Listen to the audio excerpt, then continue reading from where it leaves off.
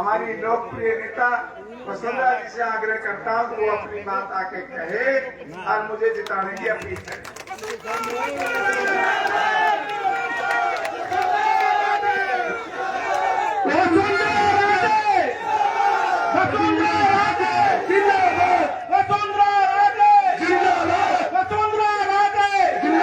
एक बार दोनों हाथ खड़े करके मेरे साथ बोलेंगे वसुंधरा राजे, वसुंधरा राजे।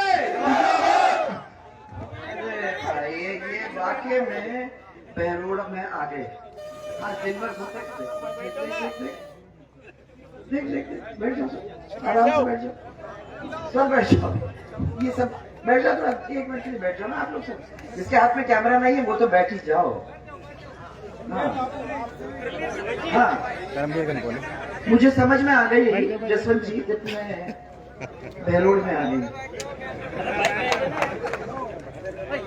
रिश्ता ही अलग है, संपर्क ही अलग है, एक दूसरे के साथ बातचीत ही अलग है। और कोई आपके बीच में आ जाए तो आपकी प्यार की बात को समझे कि बाद में एक दूसरे को कौन से गाली दे रहे हैं, गुस्सा कर रहे हैं, क्या कर रहे हैं। परंतु जो आपको अच्छी तरह से जानता है उसको ये समझ में आ रहा है कि इनकी प्यार की भाषा है, अलग ही किस्म के लोग। इसलिए जब मेरे को ये कहा कि मोहित को अपने को टिकट दे के लड़वाना है, मैंने कहा मोहित तो इतना अच्छा भला बच्चा है, क्या है इनको अभी तो सीखना पड़ेगा इनसे। तो ये सीख जाएंगे कि ये किस तरीके से रिश्ता बनाते एक दूसरे से, तब तुम्हारा समय आ जाएगा मोहित, तुम उसकी चिंता मत करना। आज के इस मंच पर बैठे हुए और मुझे यहाँ आके बताया आप लोगों में कितना जोश है, ये सब कुर्सियों में बैठे। आज दिन भर मैंने एक भी जो जहाँ 2-3 जगह पे होके आई है, कोई भी एक कुर्सी पे बैठा हुआ नहीं मिला। आपने अच्छी तरह से बिगाड़ के रखा है। और इतना जोश दिखा, इतना जोश दिखा कि मुझे तो विश्वास हुआ कि वो लोग जिनके यहाँ से मैं गुजर के आ रही हूँ वो तो अच्छी तरह से जीतने वाले। यहाँ थोड़ा सा आप लोगों की किस्म का जो काम होता है कोई दिखाई दे रहा है, तो मुझे एक दफा आप मुझे दिखाइए कि वाकई में वो अंदर की बात है। जोरदार नारा मेरे साथ, भारत माता की। थोड़े से हाथ उठा दो, कंजूसी मत करना, देखिए मेरे भारत माता की। यस, भारत माता की।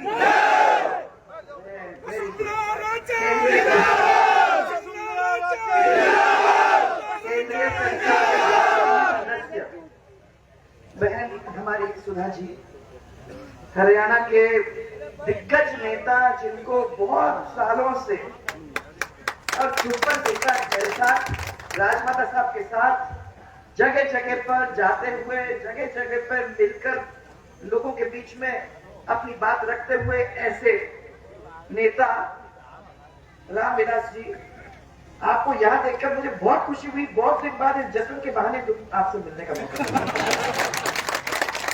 हरियाणा के मंत्री श्री बनवारी लाल जी, श्री ओम प्रकाश जी और हरियाणा के पूर्व मंत्री श्री विक्रम यादव जी और शानू जी, देवेंद्र जी, हमारे जिला अध्यक्ष उमेद भाया जी, किरण जी और हम सबके लाडले प्रत्याशी डॉक्टर जसवंत जी।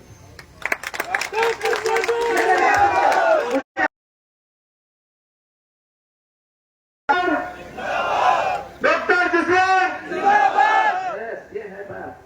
मेरे को यहाँ के लोगों ने बताया था कि यहाँ के बहुत परेशान लोग हैं, यहाँ की राजनीतिक परिस्थिति सब दूर से बहुत अलग है।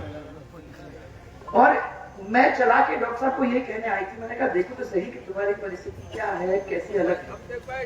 अलग सबसे है क्योंकि यहाँ ऐसे डॉक्टर जसवंत आप लोगों के बीच में खड़े हैं जो मेरे साथ, मेरे सहपाठी, सहभागी, मेरे कैबिनेट के अंदर मेरे साथ काम करने वाले ऐसे व्यक्ति जो 2 टूक शब्दों में सबको अपनी बात को छिपाते नहीं हैं, जो है वो आपको सबको दिखाई देता है, कोई बात छिपी हुई नहीं होती है। ऐसे व्यक्ति को कैबिनेट में रख के उनसे काम कराने का मुझे मौका पिछली सरकार में हमारे स्किल डेवलपमेंट के मंत्री, श्रम के, ईएसआई के, तकनीकी शिक्षा को संभालने वाले डॉक्टर जसवंत, ये आपके सामने फिर से हम लोगों ने टिकट इस बार दिया है और मुझे ये विश्वास था कि इस बार अगर आपको यहाँ ये मैदान साफ करवाना है, बेरोड को फिर से जिंदा करना है और बेरोड के अंदर जो जो काम अपन लोगों ने चालू किए थे उनको फिर से संभाल के जनता के बीच में फिर से लाना है, तो फिर आपको एक ऐसे व्यक्ति की जरूरत है जो आपके लिए बिना दहशत के, बिना डर के आपके लिए चुनाव लड़ने को तैयार है, आपकी आवाज उठाने को तैयार है। कोई डरा नहीं सकता। ऐसे व्यक्ति को ढूंढने में थोड़ा समय तो लगता ही भाइयों, पर आपके यहाँ तो है रेडीमेड।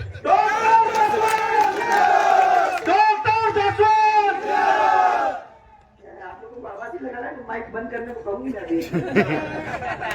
एक तरीके से ही मैंने आप लोगों को डील करने को अलग ही मामला हो रहा है। कोई प्यार से बताएगा तो ऊपर सिर पे चढ़ जाओगे। रखो बंद।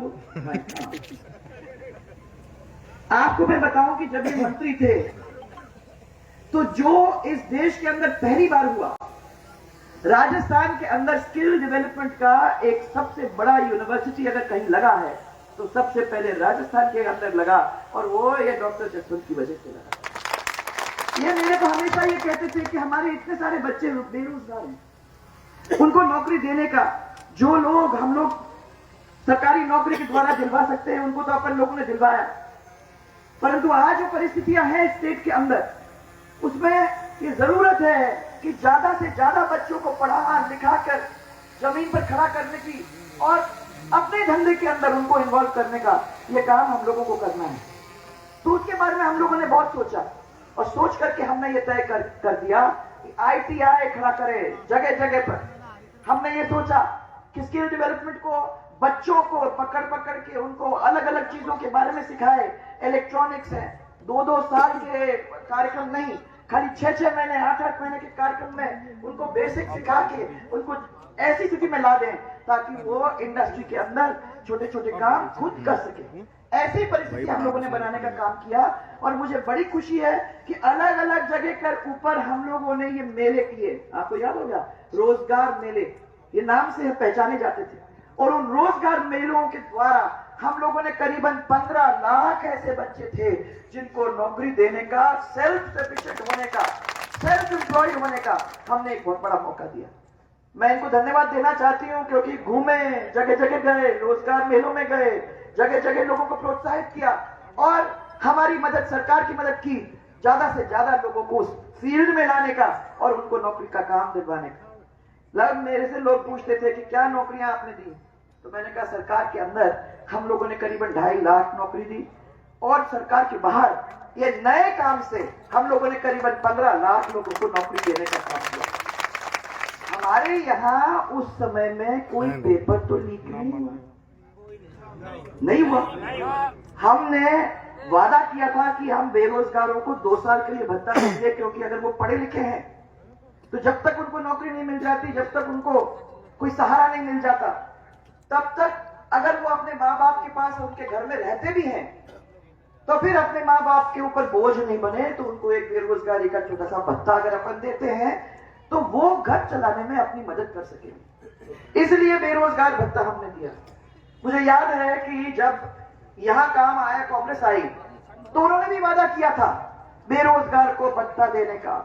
मैं ये डॉक्टर साहब से पूछ रही थी कि आपके यहाँ बेरोजगारों को भत्ता मिला कि नहीं मिला? आप बताओ, मिला? नहीं मिला भाई साहब, नहीं मिल सकता है। जितने भी नेता लड़ रहे हैं उनसे ज्यादा वोट से जिताओ, तब तो थारी टिकट, नहीं तो फिर तो बात नहीं। रही बात, हमको बेरोड को बचाना है कि नहीं बचाना है? राक्षस से बचाना है। और तब खूब जानोगे राक्षस ने मैं ही कुचल सकूं, और ऐसा कुचलूंगा तो अगली पीढ़ियां भी याद करेगी। ये बहरूपिया है, बलजीत बहरूपिया, रोएगा धोएगा, कहीं किसी को बहकाएगा, कहीं ड्रामा कराएगा, कहीं से मेरे ऊपर कोई एलिगेशन लगवाएगा, कहीं कुछ करेगा। वो आदमी नहीं है, इंसानियत तो उसमें है ही नहीं। ऐसे आदमी को सबक सिखाए बिना बहरोड़ को नहीं बचा सकते। जब मेरा कार्यकाल था, वसुंधरा जी की सरकार थी, ऐसा कोई गांव नहीं मैडम, आपके आशीर्वाद से आपने दिया जो दिया, कोई माई का लाल चैलेंज से कह सकता हूं, एक भी गांव नहीं है कि जिसके अंदर काम नहीं हुए, और जो लोगों ने मांगा वही काम होते थे। बहरोड़ को अलग तरह का बना दिया था। आप भी कहती थी कि बहरोड़ राजस्थान में सबसे श्रेष्ठ है, पढ़ाई में श्रेष्ठ, हर चीज तहजीब में श्रेष्ठ। और आज के बहरोड़ है कि बहरोड़ श्रेष्ठ तो है, पर एक राक्षस पैदा कर दिया, इसलिए सारे उठाई गिरे बहरोड़ में आ गए। हाँ, वही गुंडागर्दी अपना उठाई गिरा, जेब कतरे, सारा काम उल्टा सुल्टा होता रहा। बहन बेटियां सुरक्षित नहीं रही, आदमी सुरक्षित नहीं रहा, क्राइम ले रहे, फैक्ट्री को लूट लिया। आपके टाइम में माननीय पूर्व मुख्यमंत्री जी, बहरोड़ की 3 हाट लाइन थी, जो सड़कें आपने दी थी बहरोड़ की, जब आप यहां आई थी, लोगों ने मांग की थी, वो काम सारे आपके दिए आज चल रहे हैं। और सारा ठोगो मोची है, ने छोड़ो ना, एक मोची रो रहा बेचारा, बोलो साहब मुनी ना छोड़े, रेडी वाला है ने छोड़ा ना, और कुछ इसने छोड़ा नहीं। इसलिए मेरी टांग भी लगड़ी रह रही है। अरे तुम ये कहोगे मैं घर घर कहीं के ना पहुंचू तो सोच लो मैं लगड़ो आदमी तो ना पहुंचो, फिर जब टांग में प्लस्तर बन रहे तो कैसे पहुंचूंगा। तो अब आप ही डॉक्टर जसवंत, आपने ही चुनाव लड़ना है, मैडम की आन बान और शान के लिए चुनाव लड़ना है, क्योंकि मैडम ने ये टिकट आपके नाम पे दिया है। इस टिकट की रक्षा करना आपका काम है, और बहुत भारी वोटों से जिताना आपका काम है। मैं आपसे फिर कहता हूं, कांग्रेस का तो मैडम यहाँ कोई वजूद रहा नहीं, पता नहीं कांग्रेस के तो 2-4 हजार वोट आ जाते। जो भ्रष्टाचार कराया, जो तांडव नृत्य कराया है, अपनी पार्टी को खा गए। हमारे सामने बहरोड़ में कांग्रेस को वजूद है क्या? 1000-2000 वोट आ जाए तो आ जाए। अब ये तमाशा करेगा, कांग्रेस को वोट देने का मतलब बलजीत को वोट देना। कांग्रेस को वोट देते हो तो समझ लो बलजीत को वो वोट जा रहा है। इसलिए एने रगड़ने के लिए बड़ो दिल कर लेना, बाद में नखरा दिखा लियो, थारा पूरा नखरा सहन करता रहूंगा, हम जो कहोगा वही करता रहूंगा। या तो थारो भाई डंका की चोट पे मंत्री बने, कहेंगे बाप भी ना, पर बनूंगा जब ये बने, ये ना बनी तो मेरे बाप भी बने ना। तो इसलिए मेरा आपसे आग्रह, और नफी बात में करूंगा नहीं, तो बात तो बहुत थी, आप जोर शोर से लग जाना, कम से कम 70,000 वोटों से जीत के जाए, तब बात बने। फिर माननीय वसुंधरा जी का सवाई रस्सी से स्वागत करता हूँ, और मैं आग्रह करता हूँ, अब ये जो आगे खड़े हैं प्लीज बैठ के फोटो ले लो, क्योंकि मैडम को सब देखना चाहते हैं, मैडम को सब सुनना चाहते हैं, मैडम का एक क्रेज है। तो आप सारे बैठ जाओ, बैठ के फोटो ले लो। अब मैं हमारी और बड़ी नेता, सबकी चहेती, सबके बीच में रहने वाली, सबके दुख को सुनने वाली आदरणीय हमारी पूर्व मुख्यमंत्री